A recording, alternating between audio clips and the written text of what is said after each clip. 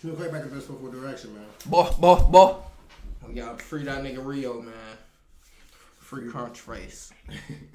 Free Rio, man. Yeah, I think he damn near only got like 12 more months. I said, got that long, do Yeah, you only had like a 60 piece. I'm saying only. That's still a long time, that's but shit long as hell. Shit. Good behavior, that's probably only like 33 months or something. I'm famous. I'll be like, that's not it. Like, I'm still the same person. I love you, dog. When you get in that bitch, whatever you need, you know the number. Damn. Welcome back to another Yeah, episode like of to True just Street imagine TV. you got all the money in the world and you gotta go to jail. Like, that's even worse. That shit hurt, bro. Damn. I ain't like, that's what I'm saying. You said shit like that, I'm there to put together crime, bro. No cap. Like, you gotta cross some real T's. That nigga say, hey, me need anything. I'm gonna get the best. If I need anything, Hey, what you mean? I got everything I need, and I gotta go. Now I gotta depend on people in this Nah, that's motherfucker. crazy, bro. I gotta go off survival. Real, man. Hit that like, subscribe, and notification bell. Let's get right into it. Today's story brings us to Flint, Michigan. Located just an hour northwest of Detroit, Flint is a relatively small city with a population around 80,000 people. The city would make national news in 2014 while going through a financial crisis. The city's emergency manager made the decision to stop getting their water from Detroit's water department. Instead, they began sourcing the city's water directly from the Flint River in order to save some money. Flint residents began complaining about the smell, taste, and appearance of the water. It turns out the incompetent city officials failed to apply anti-corrosion chemicals to the water pipes, causing lead from the aging pipes to leach into the water. This would expose around 100,000 residents to elevated levels of lead in the water. As we know, lead poisoning is very dangerous and can have long-lasting effects on the person. This would result in a $620 million settlement that the city of Flint still hasn't paid out to the residents to this day. This would also cause many residents to leave Flint. The city went from around 100,000 people to only around 80,000 today.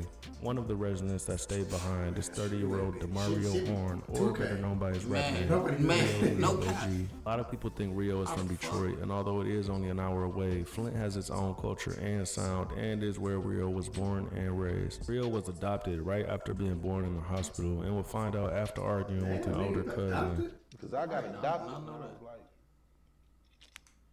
3 days old at the hospital. One day, me and my cousin was like, I think we was arguing or some shit like that. I had made her mad as hell.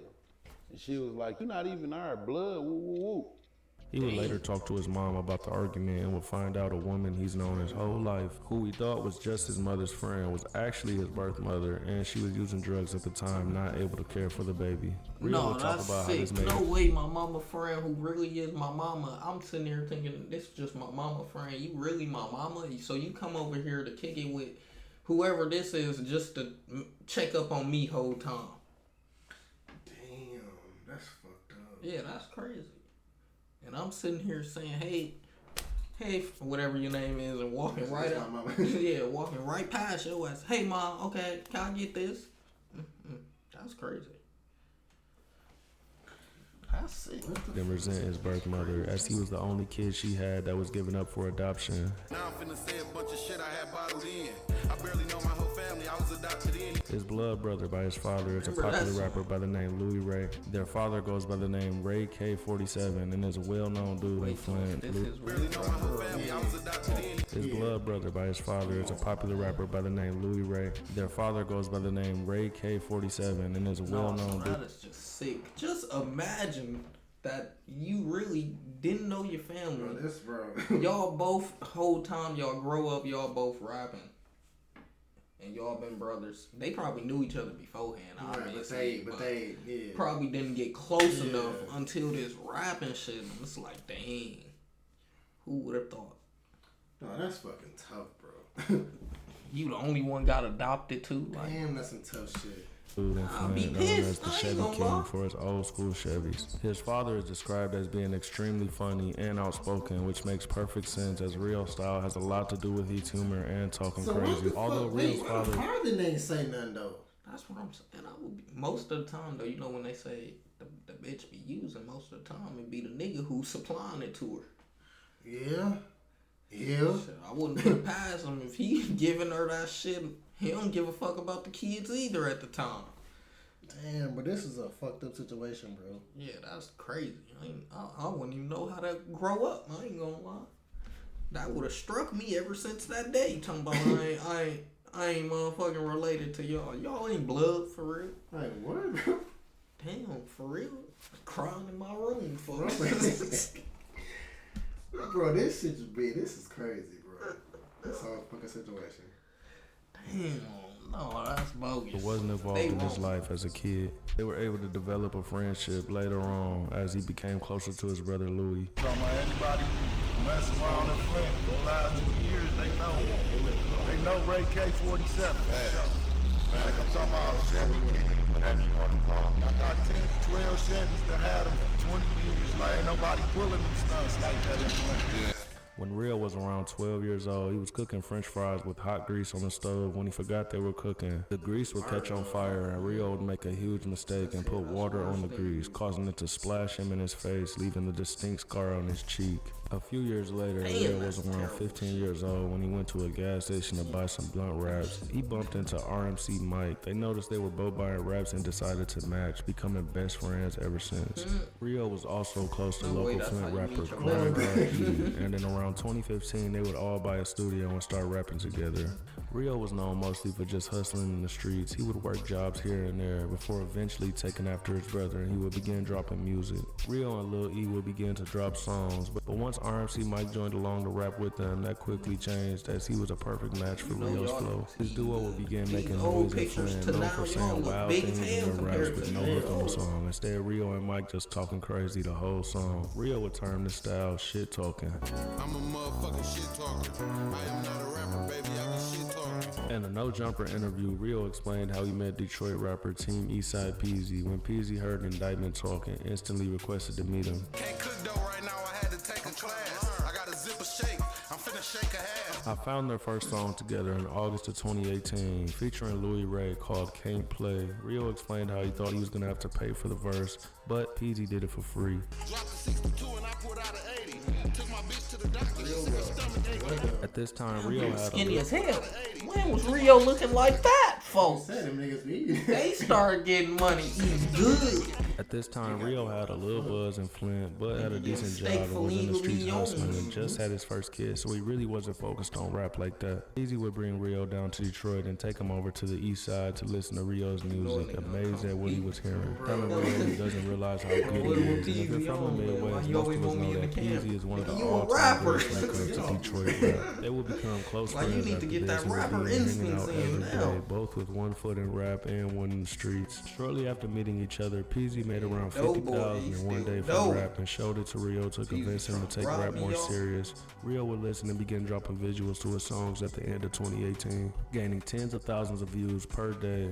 Peasy was arrested a few years back in 2016 on RICO charges and knew he was going to prison soon. He would press Rio to hold the rap down while he was gone. Rio would do just that, dropping huge songs all through 2019, with the first being Shit Talking, which the music video was released in January. And about a month later, on February 25th, 2019, Rio would catch a gun case in Flint, being released on a $5,000 bond. Peasy would stress to him that he needs to leave the streets alone and focus on rap before he gets indicted by the feds. And crazy enough, Rio was indicted by the feds 2 weeks later for conspiracy to sell drugs, being caught on a phone tap. Peasy fighting in his case, he finna go in, like he getting closer to his sentencing date. He called me, he like, bro, I need you to rap. He like, I'm finna go to prison, bro in prison.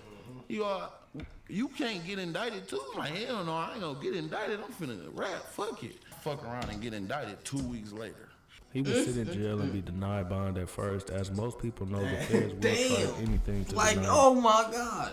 Nigga, did you speak it into existence? I ain't finna get indicted. It's like Combs was staying in jail, bro. Yup. Jank Blood denied bond. Oh yeah, they do that to rappers. They all ass ain't getting no bond. They did it to Young Boy. You see what happens when you give a rapper bond. Yeah.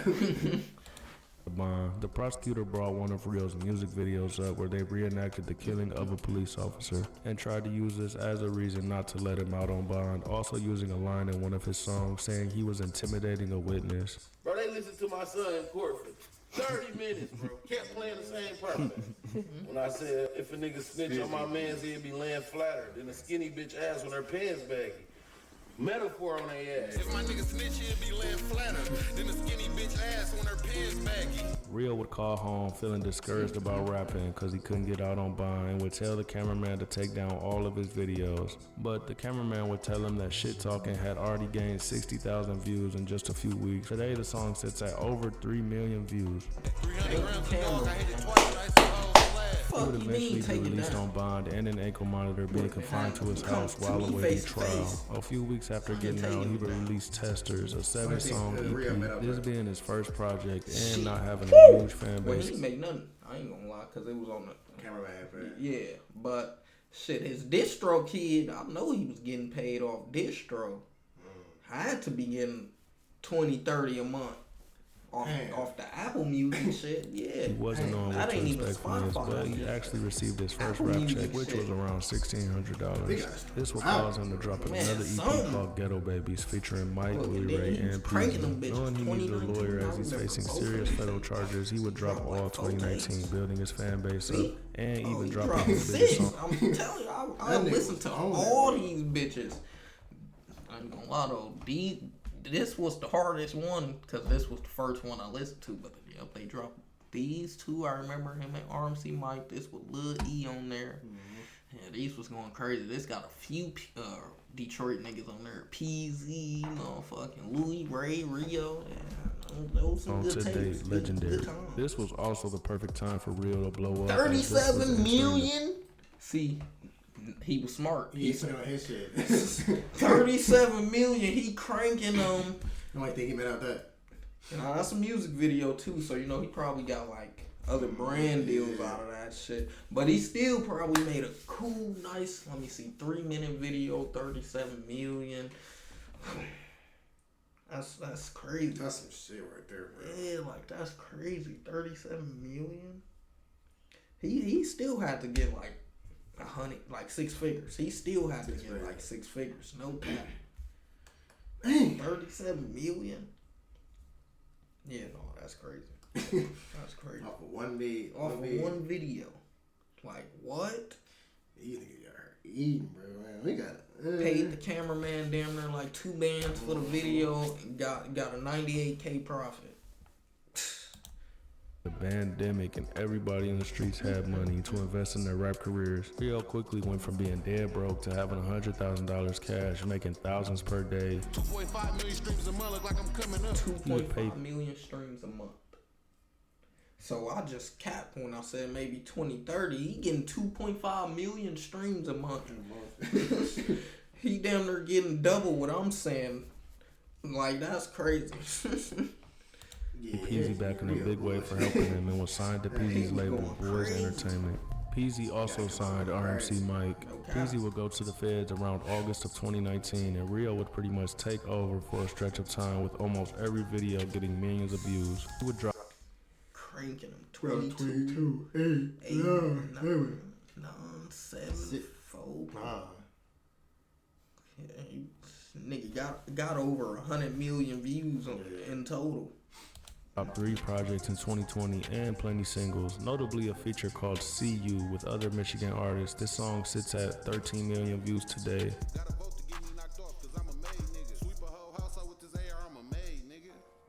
He also dropped a song with Babyface Ray. His brother Louis Ray would collab with YNJ and drop Coochie, which was a hit. It shows how much Rio influenced the people around him. The song currently sits at over 36 million views. All of Rio and Mike's streams added up, and when Peasy got out in February of 2021, he came home to a 6-figure check.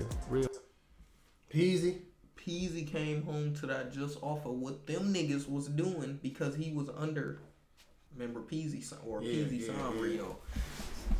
270K your label got. So just imagine what the actual artist got. If this nigga was able to still give you 270K, look at that, 2 different deposits, 240 here, 30 here. So just imagine what this nigga got. This nigga was eating, cranking them. Everybody eating over there just off of him. That's crazy. That's crazy. Phil and Peasy would instantly go to work together, dropping Chicken Coop March 2021.